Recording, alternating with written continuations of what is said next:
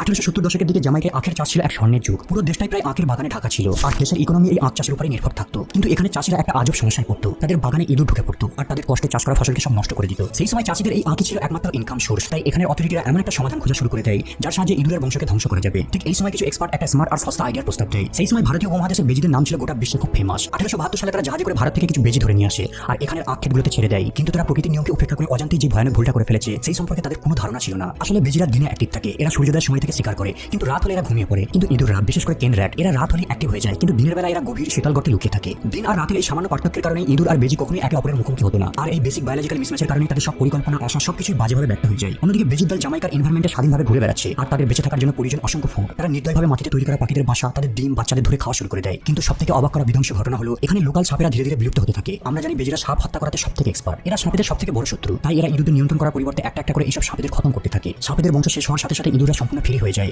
আর এদের পপুলেশন কমার পরিবর্তে আরো বেড়ে যায়। মানুষ যে সমস্যা থেকে মুক্তি পেতে চেয়েছিল নিজের ভুলেই সেই প্রবলেমটাকে আরো কয়েক গুণ বাড়িয়ে ফেলে।